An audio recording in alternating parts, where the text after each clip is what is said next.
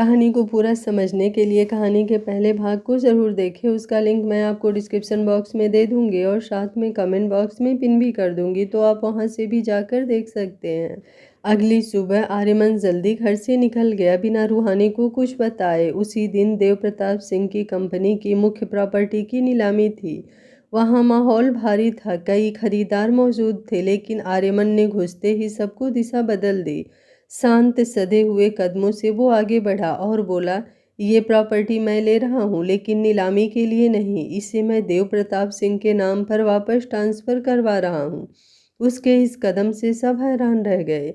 देव प्रताप जो वहाँ मौजूद थे कुछ बोल भी नहीं पाए। उनकी आंखें भर आई, पर उन्होंने मन में ठान लिया कि फिलहाल इस बात का जिक्र रूहानी के सामने नहीं करेंगे। सब औपचारिकताएं पूरी करके आर्यमन वापस घर आया और हमेशा की तरह पूरी शांति से अपने कमरे में चला गया, जैसे कुछ हुआ ही ना हो। अगले दिन सुबह रूहानी नींद से उठी और मेज पर रखा अखबार उठाया। जैसे ही उसने पहला पन्ना खोला, उसकी सांस अटक गई।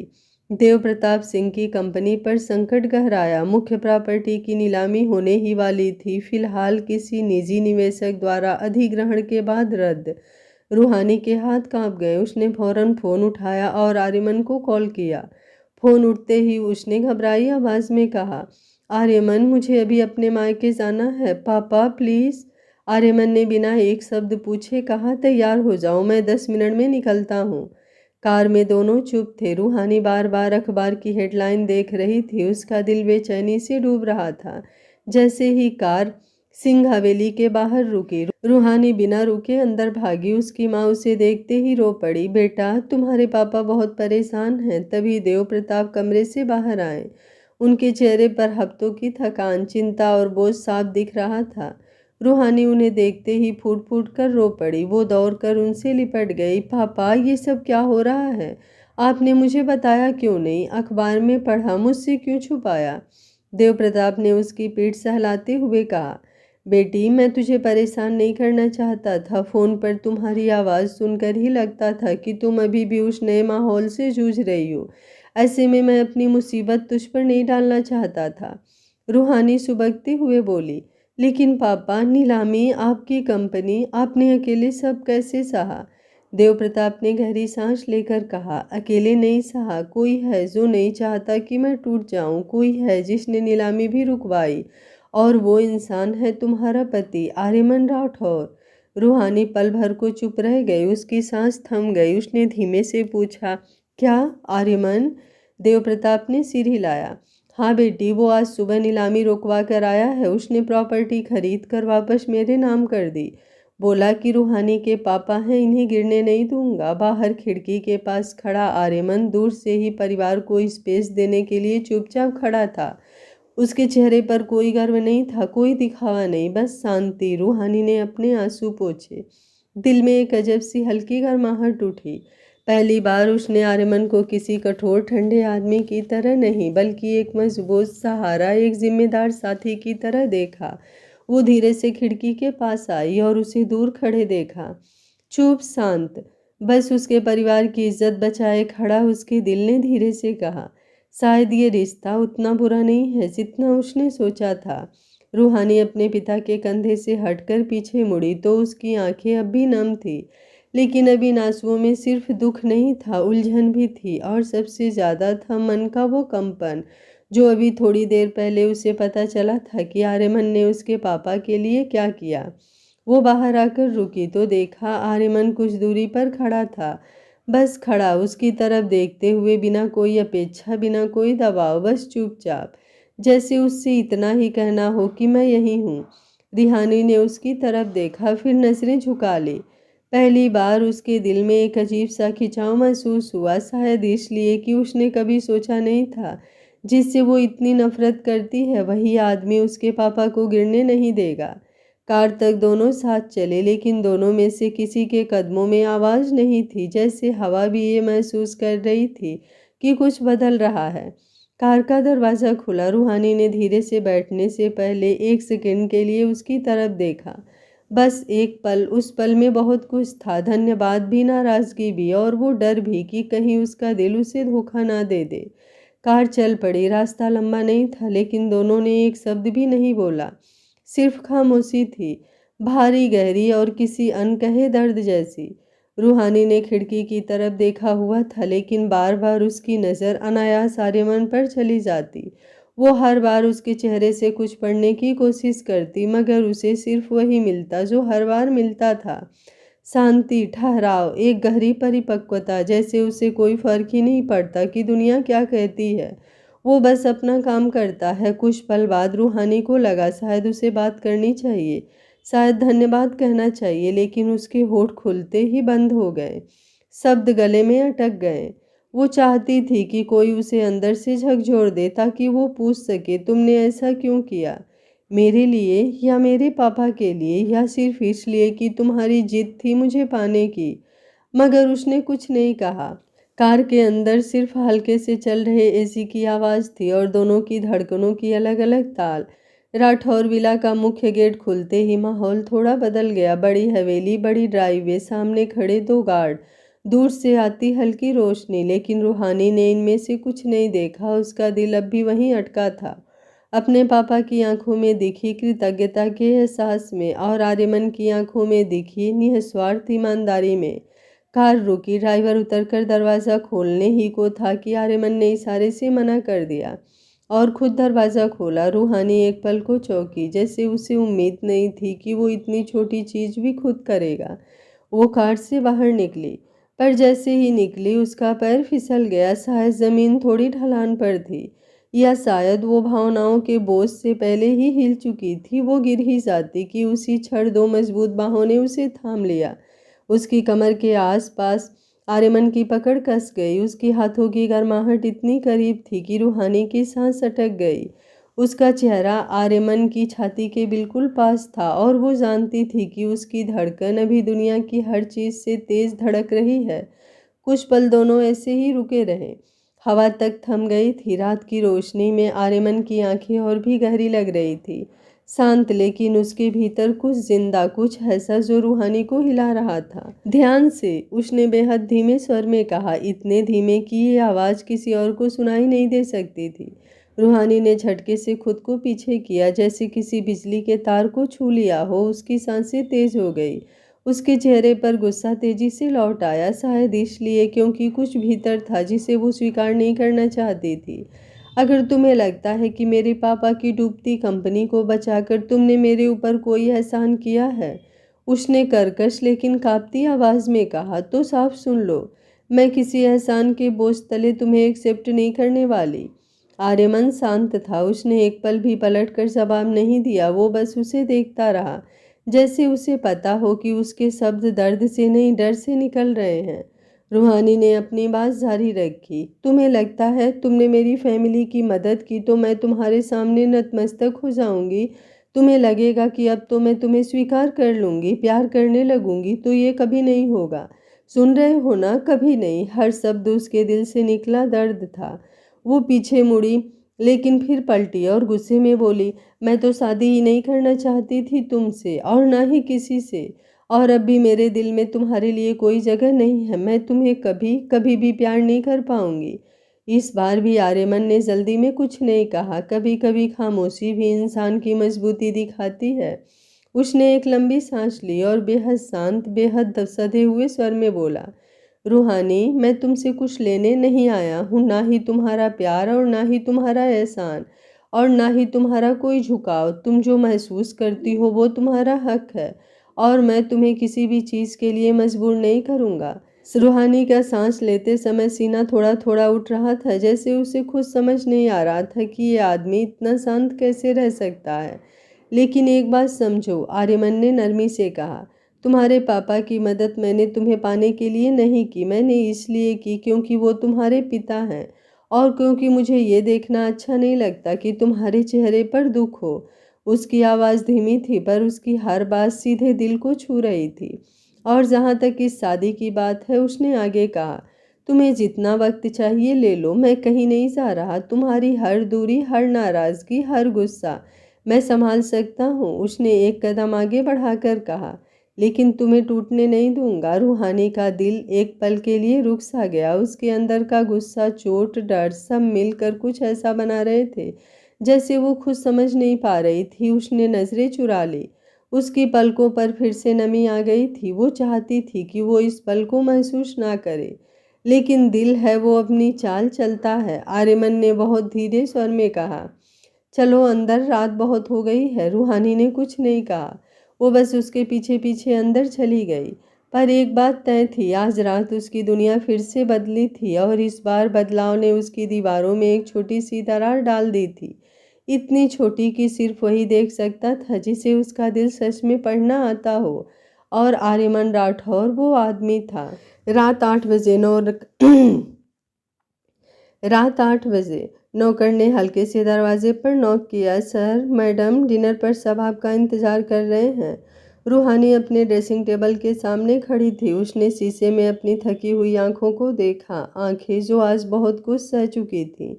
बिना उसकी ओर देखे ही उसने कहा, मैं नहीं आऊँगी, मुझे भूख नहीं है। नौकर ठहर गया। मैडम, लेकिन मैडम जी, मैंने कहा ना, नहीं आऊँगी, उसने दोहराया। इस बार आवाज़ थोड़ी कमज़ोर थी, पर जिद अभी भी वही थी। आर्यमन ने नौकर की तरफ शांत आवाज़ में कहा, ठीक है, तुम जाओ। नौकर चला गया। रूहानी जैसे ही मुड़ी, आर्यमन ने कहा, कम से कम थोड़ा तो खाओ, मुझे भूख नहीं है। उसने फिर दोहराया और सीधा वॉशरूम में चली गई। देर तक कोई आवाज़ नहीं आई, बस शावर की हल्की सी आवाज़ और फिर खामोशी। आर्यमन खिड़की के पास जाकर माँ को कॉल लगाता है। माँ। हाँ बेटा। रूहानी आज देव अंकल से मिलकर आई है। उसका मूड थोड़ा ठीक नहीं है। वो नीचे नहीं आएगी डिनर के लिए। क्या आप हमारा डिनर रूम में भिजवा सकती हैं? उसकी माँ ने बिना एक सवाल किए कहा, क्यों नहीं बेटा, ठीक है, तुम उसे संभालना, वो बहुत टूटी हुई है अंदर से। हाँ, उसने धीमी आवाज़ में कहा और फ़ोन रख दिया। कुछ देर बाद सर्वेंट ट्रे में खाना रखकर चला गया। उसी वक्त वॉशरूम का दरवाज़ा खुला। रूहानी बाहर आई। बाल गीले थे, आंखें थोड़ी लाल और चेहरे पर बस थकान, इतनी कि किसी को भी बेचैन कर दे। आर्यमन ने उसकी तरफ देखा। डिनर आ गया है। मैंने कहा ना, मुझे भूख नहीं है, रूहानी ने कहा। वो नरमी से बोली, लेकिन फिर भी साफ इनकार। आर्यमन उसके पास जाकर धीरे से उसका हाथ पकड़ता है। रूहानी, कम से कम बैठ तो जाओ। आर्यमन प्लीज़। उसने अपना हाथ छुड़ाने की कोशिश की, लेकिन उसने जिद नहीं की। बस शांत स्वर में बोला, एक बार, सिर्फ एक बार मेरे लिए बैठ जाओ, खाना खाना ज़रूरी है। उसकी आवाज़ में कोई हुक्म नहीं था, बस चिंता थी। वही चिंता जो रूहानी को और बेचैन कर रही थी। वो मजबूरी में सोफे पर बैठ गई। आर्यमन ने ट्रे अपनी तरफ खींच ली और प्लेट खोलकर उसके सामने रख दी।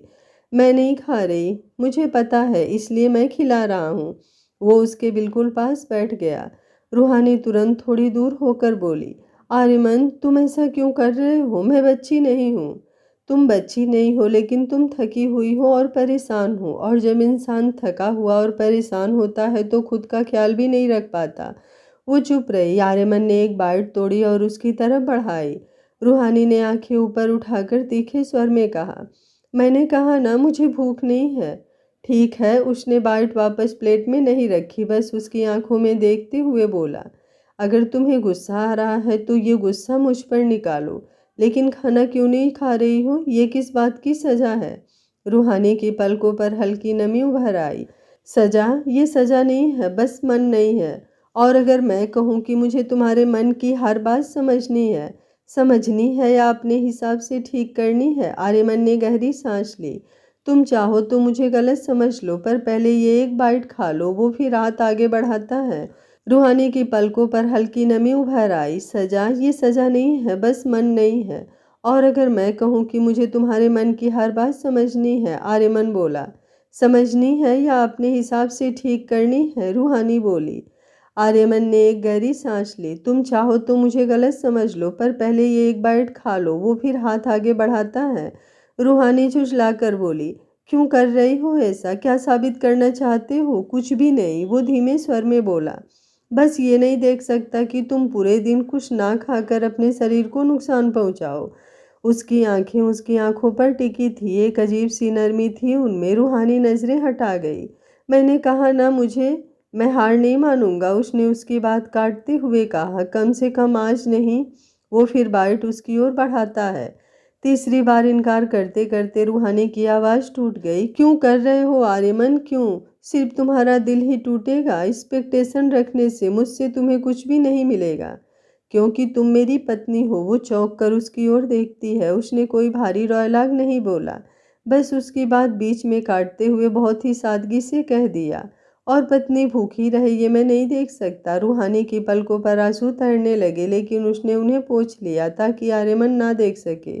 वो बोली, अगर तुम्हें लगता है कि ऐसे प्यार दिखाकर इस तरह मुझे मना कर मैं तुम्हें अपने दिल में जगह दे दूंगी तो तुम गलत हो। मैंने तुमसे कुछ मांगा भी नहीं। आर्यमन शांत था, बहुत शांत। तो फिर ये सब क्यों? खाने का ड्रामा, केयर दिखाना, चिंता करना। ड्रामा? आर्यमन ने पहली बार थोड़ा दर्द महसूस कराया। अगर तुम्हारी देखभाल करना ड्रामा है तो ठीक है, मैं ये ड्रामा हर रोज़ करूँगा। एक पल के लिए कमरे में गहरी खामोशी छा गई। आर्यमन ने अपनी आवाज़ और धीमी करते हुए कहा, रूहानी, मुझे नहीं पता मैं तुम्हारे लिए क्या हूँ, लेकिन तुम मेरे लिए क्या हो मैं साफ कह सकता हूँ। तुम मेरी जिम्मेदारी नहीं, मेरी इच्छा हो, और ये इच्छा ज़बरदस्ती की नहीं है। मैं चाहता हूँ कि तुम ठीक रहो, बस। मैंने वादा किया है देव प्रताप अंकल से तुम्हारा हर वक्त ख्याल रखने का। रूहानी की आंखों से आखिरकार एक आंसू गिर पड़ा। वो तुरंत मुंह फेर कर बोली, मुझे अकेला छोड़ दो, पहले ये खा लो, उसके बाद। वो बिना झिझक के फिर उसके सामने बाइट ले आया। आर्यमन, रूहानी, एक बाइट, सिर्फ एक, फिर मैं कुछ नहीं कहूँगा। इस बार उसकी आंखों में कोई दबाव नहीं था, कोई जिद नहीं, बस एक ईमानदार सा इंतजार था।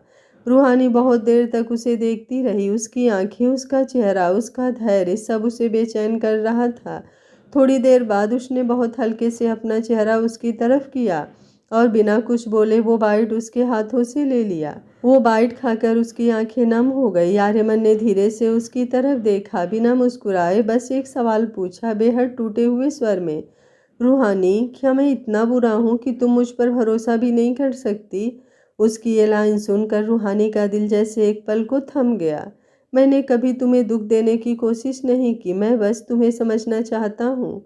रूहानी चुप थी। अब वो विरोध नहीं कर रही थी, बस उसके हाथ कांप रहे थे, उसकी सांस भारी थी।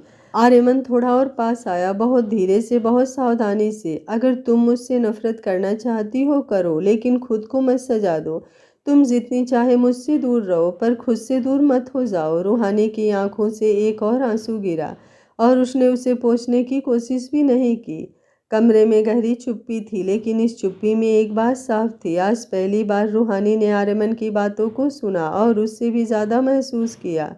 रात के 11:30 बज रहे थे, लेकिन रूहानी की आंखों में नींद का नामो निशान नहीं था। पूरे कमरे में हल्का अंधेरा था, बस खिड़की से आती चांदनी पर्दों पर गिरकर भीतर तक फैल रही थी। वो कभी बिस्तर पर करवट बदलती, कभी उठकर खिड़की तक चली जाती। दिल में एक अजीब सी घबराहट, एक बोझ, जैसे सब कुछ अचानक बदल गया हो और वो समझ नहीं पा रही हो कि दिल किस दिशा में खिंच रहा है। आर्यमन भी चुपचाप लेटा हुआ था, लेकिन नींद उसे भी कहाँ आने वाली थी। उसने अपनी आंखें बंद कर रखी थी, लेकिन हर कुछ सेकंड बाद नजरें धीरे से खुलकर सीलिंग पर टिक जाती। वो लंबे लंबे सांस लेकर अपनी बेचैनी को काबू करने की कोशिश कर रहा था। वो अच्छी तरह समझ रहा था कि रूहानी को आज के दिन ने कितना झकझोर दिया है, और रूहानी जितना उससे दूर जाने की कोशिश कर रही थी, उसका दिल उतना ही जोर से उसे अपनी तरफ खींच ले रहा था। रूहानी वापस बिस्तर पर आई, लेकिन जैसे ही वो लेटी, अचानक दिल की घबराहट उसके काबू से बाहर हो गई। वो बिना सोचे, बिना कुछ समझे सीधा आर्यमन की तरफ मुड़ी, और अगला पल उसकी दोनों हथेलियां आर्यमन की सीने पर थी और वो सीधे उसके सीने में जा समाई, जैसे किसी ने उसके अंदर भरे तूफान को अचानक बांध दिया हो। आर्यमन पूरी तरह स्तब्ध रह गया। एक पल को उसका दिल थम सा गया। उसने कभी भी रूहानी को इस तरह टूटकर उसके पास आते नहीं देखा था। कुछ सेकंड तक तो वो बिल्कुल नहीं हिला, बस महसूस करता रहा। रूहानी की गर्म सांसें उसकी शर्ट को छू रही थी, उसकी उंगलियां हल्के कंपन के साथ आर्यमन की छाती पकड़ी थी। आर्यमन ने धीरे से फुसफुसाया, रूहानी। रूहानी जैसे अचानक होश में आई, वो एकदम झटके से पीछे हटी और नजरें झुका ली। सो सॉरी, मुझे नहीं पता क्या हो गया था। उसकी आवाज़ भर्रा गई थी। वो उठने लगी लेकिन आर्यमन ने उसका हाथ पकड़कर रोक लिया। अगला ही पल वो पीछे से रूहानी को अपनी बाहों में भर चुका था। उसने अपनी ठुड्डी रूहानी के कंधे पर टिकाई और बहुत धीमी, बेहद टूटती हुई आवाज़ में बोला, आज मैं बिल्कुल ठीक नहीं हूँ रूहानी, मैं आज अकेले नहीं सोना चाहता। क्या मेरी बीवी मुझे सुकून की नींद दे सकती है? उसके शब्दों में कोई रोमांस, कोई मांग नहीं थी, बस एक थकान, एक गहरी चाह कि कोई उसके भीतर की बेचैनी को शांत कर दे, जैसे वो पहली बार खुद को इतना नाजुक महसूस करा रहा हो। रूहानी की पलकों पर आंसू भर आए, वो चाहकर भी खुद को रोक नहीं पाई। उसकी सांसें भारी हो गई और उसने अपनी आंखें कसकर बंद कर ली। इस बार वो दूर नहीं हटी। उसने धीरे से अपना सिर आर्यमन की छाती के पास टिकाया। आर्यमन ने उसे और मजबूती से थाम लिया, जैसे कह रहा हो, थोड़ा संभल जाऊं फिर छोड़ दूंगा, अभी बस रहने दो। दोनों एक दूसरे की गर्माहट में खोए रहे और कब नींद ने उन्हें अपनी आगोश में ले लिया पता ही नहीं चला। सुबह की हल्की रोशनी पर्दों से छनकर कमरे में आ रही थी। घड़ी में 8 बज चुके थे, लेकिन दोनों वैसे ही एक दूसरे की बाहों में लिपटे हुए थे। रूहानी की नींद सबसे पहले खुली। उसने आंखें खोली तो सबसे पहले आर्यमन का चेहरा दिखा, एकदम करीब, शांत, सुकून से भरा हुआ। उसकी उंगलियां अपने आप ही आर्यमन के माथे को छू गई। पता नहीं उसे क्या हुआ, वो झुककर धीरे से उसका माथा चूम लिया उसने, जैसे उस चुम्बन में उसकी सारी कन्फ्यूजन, सारी बेचैनी और सारी छुपी हुई भावनाएं उतर आई हो। लेकिन जैसे ही वो पीछे हुई, उसे एहसास हुआ कि आर्यमन की सांसें बहुत तेज थी, उसकी आईलैशेस हल्की सी कांप रही थी। रूहानी की सांस अटक गई। ये जाग चुके हैं, वो हल्के से फुसफुसाई। और हाँ, आर्यमन जाग चुका था, लेकिन उसकी आंखें अभी भी बंद थी। वो सिर्फ महसूस कर रहा था रूहानी का माथा चूमना, उसका स्पर्श, उसका करीब होना, और ये एहसास उसकी छाती तक उबलते हुए पहुंच रहा था।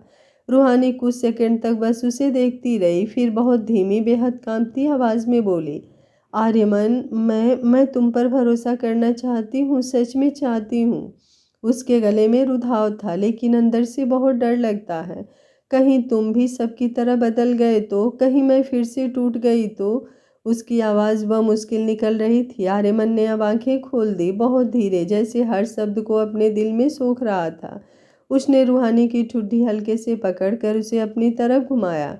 मैं किसी की तरह नहीं हूँ, उसने फुसफुसाते हुए कहा, और तुम्हें टूटने नहीं दूंगा रूहानी, कभी भी नहीं। रूहानी की आंखों में फिर से नमी आ गई। वो कुछ नहीं बोली, बस उसकी पलकों पर चमकती बूंदें बता रही थी कि उसके डर अभी खत्म नहीं हुए। लेकिन उसके दिल में कोई दरवाज़ा धीरे से खुलने लगा था। सुबह की हल्की धूप राठौर विला के बड़े से कॉरिडोर में फैल रही थी। रूहानी धीरे धीरे सीढ़ियां उतर रही थी। उसके कदमों में झिझक थी और आंखों में हल्की सी नींद, जो अब भी पूरी तरह उतरी नहीं थी। शायद इसलिए भी क्योंकि रात भर उसके अंदर कुछ बदलता रहा, कुछ ऐसा जिसे वो खुद भी समझ नहीं पा रही थी। नीचे डाइनिंग टेबल पर पूरा परिवार पहले से मौजूद था।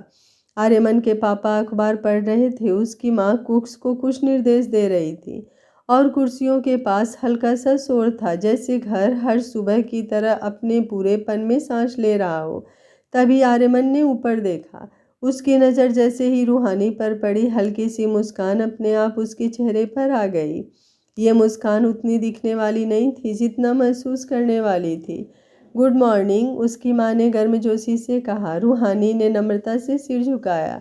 Good morning aunty. माँ, वो खुद थोड़ा हिचकिचाई, पर उसकी माँ ने तुरंत प्यार से आगे बढ़कर कहा, माही बोलो बेटा, अब तुम इस घर की बहू हो। रूहानी के चेहरे पर लाज की एक हल्की परत उधर आई। वो चुपचाप पास की कुर्सी पर बैठ गई। कुछ सेकंड की खामोशी में सिर्फ प्लेट्स की हल्की हल्की आवाज़ें थी। तभी आर्यमन ने खुद अपने हाथों से उसके सामने जूस का गिलास रखते हुए कहा, ये लो, तुम्हें ऑरेंज जूस पसंद है ना? रूहानी थोड़ा चौंकी। उसने अचानक उसकी तरफ देखा। तुम्हें कैसे पता? आर्यमन धीरे से मुस्कुरा दिया। बस पता है। ये 2 शब्द उतने छोटे थे जितने गहरे। उसकी माँ ने दोनों के बीच चल रही धीमी मुस्कुराहट को नोटिस कर लिया था। वो तुरंत मजाक में बोली, अब तो लगता है किसी को किसी की पसंद का अच्छे से ध्यान रहता है ना? रूहानी के गाल हल्के से गुलाबी हो गए। उसने झट से नजरें झुका ली। आर्यमन ने नीचे देखकर मुस्कुराहट दबा ली। उसके पिता ने अखबार से झांक कर कहा, अरे भाई, हम भी देखें ये नई नई समझदारियाँ क्या चल रही हैं। टेबल पर बैठे सब हंस पड़े और माहौल इतना हल्का हो गया कि रूहानी खुद चाहकर भी उस गर्माहट को महसूस करने से बच नहीं पाई। आर्यमन ने प्लेट में पराठा रखा, सब्जी सर्व की और फिर उसकी तरफ बढ़ा दिया। रूहानी, थोड़ा सा खा लो। इस बार उसने इनकार नहीं किया। बिना बहस, बिना किसी कठोरता के, बस चुपचाप उसने प्लेट आगे बढ़ा दी। उसका यह छोटा सा स्वीकार आर्यमन के दिल के बेहद नज़दीक उतर गया। खाने के दौरान उसकी माँ बार बार रूहानी को देखती, कभी उसे गलत तरीके से सर्व होने पर प्लेट बदल देती, कभी कहती, बहू ये वाला आलू का पराठा खा के देखो, घर में सबके पसंदीदा है। और हर छोटी सी बात में रूहानी को पहली बार महसूस हुआ ये घर उसे सिर्फ बहू की तरह नहीं बल्कि अपने हिस्से की तरह समझने की कोशिश कर रहा है। ब्रेकफास्ट खत्म होने के बाद सब अपनी अपनी जगह पर चले गए, लेकिन आखिरी कुछ सेकंड में रूहानी की नज़रें खुद ब खुद आर्यमन को ढूंढती रही। वो नोटिस कर रहा था, उसकी निगाहें रूहानी पर टिकी रहीं। वो नज़रें जो पूछती भी थीं और समझती भी। जब सब उठकर अलग होने लगे तभी उसकी माँ ने धीरे से रूहानी के कानों में हंसते हुए कहा, बहू इतना भी ना सोचा करो, कभी कभी नज़रें बोल देती हैं। रूहानी शर्म से सिर झुका गई। ऐसा कुछ नहीं। अच्छा, उसकी माँ आंखें नचाकर बोली। वो भागती हुई वहाँ से निकल गई, लेकिन दिल में एक अनजाना सा सुकून रह गया। उस दिन दोपहर जब पूरा घर अपनी गतिविधियों में व्यस्त था, आर्यमन चुपचाप अपने स्टडी रूम में चला गया। दरवाज़ा धीरे से बंद किया और कंप्यूटर ऑन किया। उसकी उंगलियां जैसे किसी लंबे समय से रुकी हुई बेचैनी को आज रास्ता दे रही थी, सीधी स्पष्ट दिशा में। टेबल पर नोट्स फैले हुए थे, design, business plan, marketing strategy, supplier list, branding ideas, और सबसे बड़े अक्षरों में लिखा था रूहानी एक्सक्लूसिव डिज़ाइन स्टूडियो। उसके होठों पर वही मुस्कान थी जो किसी को पहली बार उसका सपना देते वक्त आती है। वो हर लाइन में उसे ही देख रहा था, रूहानी को। वो चाहता था कि जब वो ये देखे तो उसकी आंखों में वो चमक आए जो शायद कभी किसी ने उसके लिए पैदा नहीं की हो। वो पन्ने पलटता गया, लिखता गया, मिटाता गया, फिर से बनाता गया, ऐसे जैसे किसी की जिंदगी का रास्ता खींच रहा हो। एक जगह वह रुका। उसने एक छोटा कैप्शन लिखा, because your dream deserve a word not a corner. उसने उस लाइन को उंगलियों से हल्के से छुआ और दिल में कहा, तुम्हें नहीं पता रूहानी, लेकिन मैं सिर्फ तुम्हारे लिए नहीं लड़ रहा, मैं उन सारे सपनों के लिए भी लड़ रहा हूँ जो तुमने बचपन से कहीं छुपा कर रख दिए हैं। कुछ देर बाद उसकी आवाज़ धीमी हो गई, आंखें नरम, और दिल में वही एक बात, जब वो जानेगी उसकी मुस्कान ही मेरी जीत होगी। शाम तक पूरा कमरा रूहानी के नाम के प्लान से भर चुका था और खुद आर्यमन की दुनिया भी। रूहानी को इसका कोई अंदाज़ा नहीं था, अभी नहीं, लेकिन बहुत जल्द ये सरप्राइज उसके जीवन की सबसे खूबसूरत सुबह बनकर उसके सामने आने वाला था। 4 दिन बाद रूहानी का जन्मदिन था। इन सबसे अनजान कमरे का दरवाज़ा हल्के से खुला और उसके पीछे खड़ी थी रूहानी। उसके चेहरे पर हल्की सी थकान थी, पर आंखों में वो शांत चमक मौजूद थी जो वो हर बार लेकर आती थी। रात का समय था, कमरे की हल्की पीली रोशनी पूरे माहौल को बहुत नरम बना रही थी। आर्यमन डेस्क पर था, लैपटॉप खुला पड़ा था, उसके सामने बिखरी कुछ प्रिंट आउट्स, एक मोटा सा फोल्डर और हाथ में पेन। लेकिन जैसे ही उसने रूहानी को देखा, उसने एक झटके में लैपटॉप का ढक्कन बंद किया।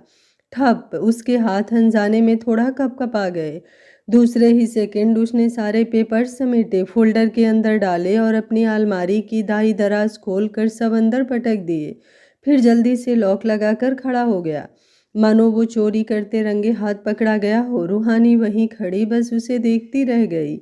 एक पल, 2 पल, फिर वो धीरे से बोली, आर्यमन, मैंने क्या आपके काम में डिस्टर्ब कर दिया? उसकी आवाज़ में सचमुच मासूमियत थी, लेकिन आर्यमन के दिल में हलचल थी।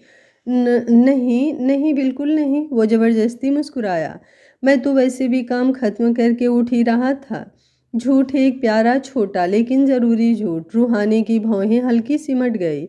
उसे लगा कुछ तो है जो आर्यमन शेयर नहीं करना चाहता, लेकिन उसने कुछ कहा नहीं, बस धीरे से मुस्कुराकर बोली, आप काम कर लीजिए, मेरे आने से उठने की क्या ज़रूरत थी? आर्यमन एक पल के लिए उसकी आंखों में देखने से बचा, फिर शांत स्वर में बोला, जरूरी नहीं था रूहानी, मैं बाद में कर लूँगा, तुम आराम कर लो। और बिना वक्त गंवाए वो वॉशरूम की तरफ बढ़ गया। दरवाज़ा बंद होते ही कमरा एक पल के लिए अजीब सी खामोशी में डूब गया। वो अपने कदम बेहद धीमे चलते हुए बेड के पास गई, बैठी। उसे लगा कुछ तो गलत है। आर्यमन आज अजीब व्यवहार कर रहा था। उसके मन में सवाल तैरने लगे। क्या वो मुझसे कुछ छुपा रहा है? क्या कोई परेशानी है? या क्या उसे लगता है कि मैं बोझ बन रही हूँ? उसने अपनी हथेलियाँ आपस में उलझा ली।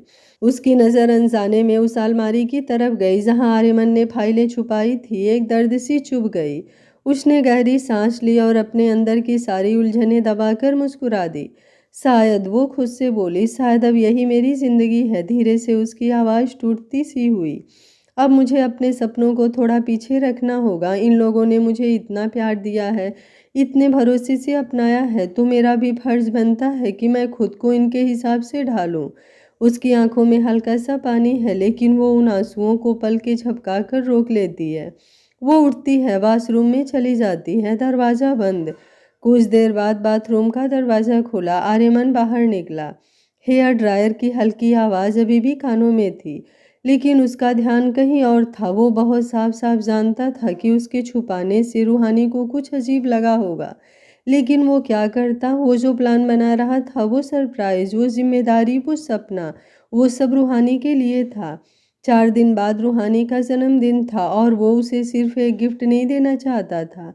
वो उसे उसकी पूरी दुनिया वापस देना चाहता था। उसके स्टार्टअप का पूरा ब्लूप्रिंट, फंडिंग का रोड मैप, कानूनी डॉक्यूमेंट, ब्रांड आइडेंटिटी और लॉन्च का पूरा स्ट्रक्चर। आर्यमन ने पिछले 5 दिन से हार्डली 4 घंटे भी नींद नहीं ली थी, लेकिन उसे थकान नहीं थी। उसके मन में सिर्फ एक बात थी, रूहानी अपना सपना क्यों छोड़े? क्यों वो सोच ले कि उसकी दुनिया सिर्फ हम है। मैं उसकी दुनिया को बड़ा करना चाहता हूँ, उसे उसके सपनों की दुनिया वापस देना चाहता हूँ। रूहानी के वॉशरूम में होने का फ़ायदा उठाकर उसने उस अलमारी से अपना लैपटॉप, फाइलें और नोटबुक चुपचाप निकाला और जल्दी से अपनी उंगलियों के बीच तकिया दबाया ताकि आवाज़ ना हो। एक पल के लिए उसने बेड की तरफ देखा। वो नहीं चाहता था कि रूहानी उसकी आंखों में नींद की कमी देखे। फिर उसने दरवाज़ा खोला। मैं स्टडी रूम में जा रहा हूँ, थोड़ा काम है, तू सो जाना, मेरा इंतज़ार मत करना, मुझे टाइम लगेगा। उसकी आवाज़ बहुत ही धीमी और कोमल थी। वॉशरूम के अंदर खड़ी रूहानी ने जब उसकी बात सुनी, वो वहीं रुक गई। एक गहरी भारी सांस उसके सीने में अटक गई। मुझे टाइम लगेगा, मेरा इंतज़ार मत करना। ये शब्द उसके मन पर हथौड़े की तरह गिरते गए। वो इतना समय किस काम में दे रहा है और मुझसे क्यों छुपा रहा है? क्या उसे मेरी उपस्थिति से परेशानी होने लगी है? क्या उसके लिए मैं ज़रूरी नहीं रही? उसकी आंखें बंद हो गई, चेहरे पर बेचैनी फैल गई। वो खुद को समझाने लगी, नहीं रूहानी, वो ऐसा नहीं है, शायद कोई ज़रूरी बात होगी, शायद शायद, लेकिन मन कहाँ मानता है। वो धीरे धीरे बाहर आई। कमरा खाली था, आर्यमन जा चुका था। वो बेड पर अकेली बैठी, हाथों में चादर का कोना पकड़े और दिल में एक अनजानी टीस के साथ, कहीं मैं उन्हें बोझ तो नहीं लगने लगी। उसके मन में उठ रहा हर सवाल आर्यमन के सरप्राइज प्लान को और सुंदर बनाने वाला था। आर्यमन ने स्टडी रूम की लाइट ऑन की। कमरे में हल्की हल्की खुशबू थी। डेस्क पर फाइलें, डिजाइन स्केच, टेक्निकल डॉक्यूमेंट्स फैले थे। वो बैठा, लैपटॉप खोला, स्क्रीन चमकी। उसके सामने लिखा था, प्रोजेक्ट रूहानी, ऑफिशियल स्टार्टअप ड्राफ्ट। वो इसे पढ़कर मुस्कुराया। बस 4 दिन रूहानी, फिर तुम्हारा सपना तुम्हारे सामने खड़ा होगा, ठीक उसी तरह जैसा तुम चाहती थी, तुम्हारे नाम पर, तुम्हारी मेहनत पर, तुम्हारे हक से। उसकी आंखें चमक उठी। उसने काम शुरू किया। समय बीतता गया, रात गहराती गई। सुबह जब रूहानी उठी, आर्यमन उसके पास नहीं था। बिस्तर का एक हिस्सा ठंडा था, जिसका मतलब था वो पूरी रात नहीं सोया। रूहानी का दिल फिर डूब गया। वो मुझसे इतना क्यों दूर हो रहा है? उसकी गलतफहमी अब और गहरी हो चुकी थी। आज का पार्ट आप लोगों को कैसा लगा? कमेंट बॉक्स में अपनी राय ज़रूर दीजिएगा। कहानी अच्छी लग रही है तो वीडियो को लाइक, शेयर एंड चैनल को सब्सक्राइब कर लीजिएगा। Thank you for watching. मिलते हैं कहानी के अगले और अंतिम भाग में। तब तक स्वस्थ रहिए, मस्त रहिए, अपना ख्याल रखते रहिए।